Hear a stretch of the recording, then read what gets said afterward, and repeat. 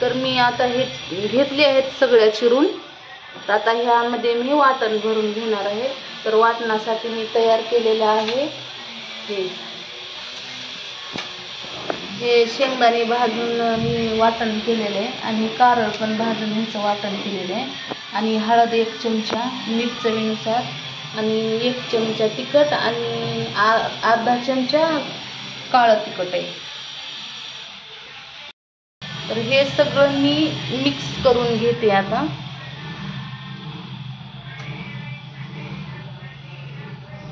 थोडंसं पाणी घालून मी ह्यामध्ये कालवून घेणार आहे. तर मी आता हे असं भरून घेत आहे.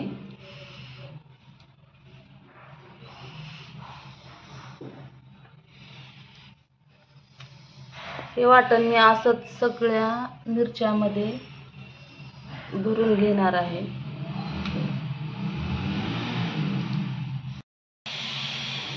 तर माझं आता सगळ्या मिरच्यांमध्ये भरून घेऊन झालेलं आहे. तर आता आपण पुढलं प्रोसिजर पाहूया. मोहरी तडतडली आहे. तर त्यानंतर मी आता कांदा टाकून घेणार आहे.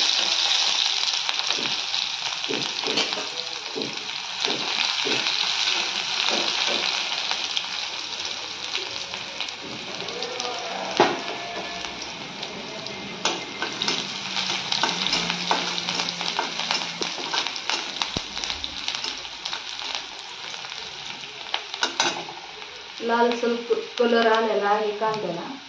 मग लसूण टाकून घेणार आहे.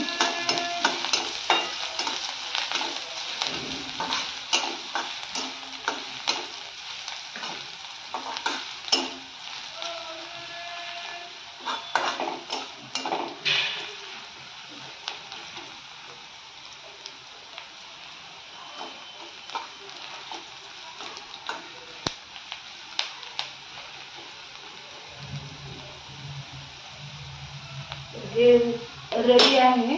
आता मी यामध्ये ढबू मिरची टाकून घेत आहे.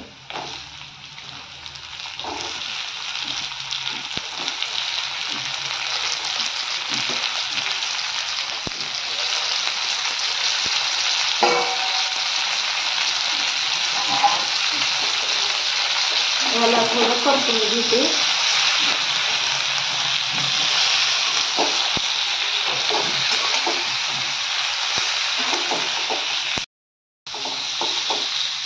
गॅस ताटली मी इथून थोडंसं पाणी टाकणार आहे, जास्त नाही, कारण आपल्याला सुकी भाजी करायची.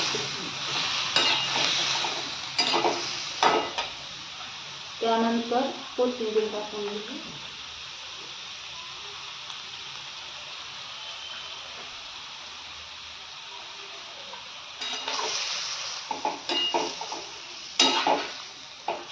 याच्यावर आता झाकण ठेवून देऊया.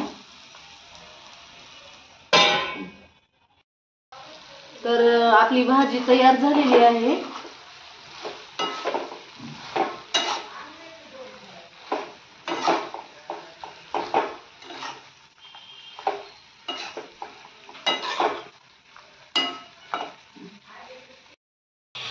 तर आपण कशी झाली भाजी ते पाहणार आहोत खाऊन.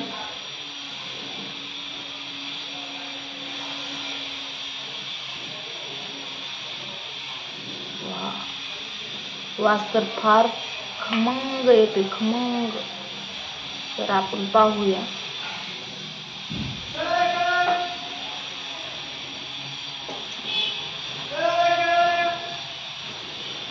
वाव.